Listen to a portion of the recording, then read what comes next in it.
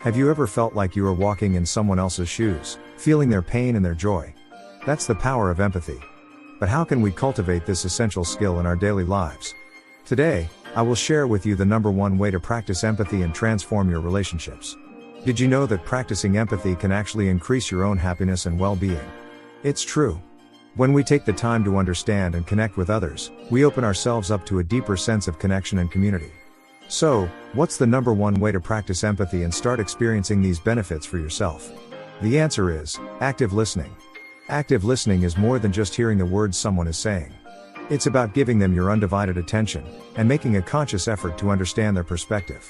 Here are a few examples of how you can practice active listening in your daily life.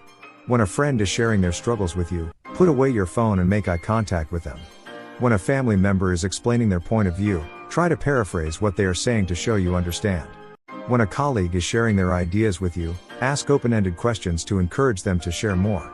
By practicing active listening, you will be amazed at how much more you can understand and connect with others. You will build stronger relationships, resolve conflicts more easily, and even improve your mental health. Imagine being able to resolve conflicts with your colleagues without it escalating into a full-blown argument.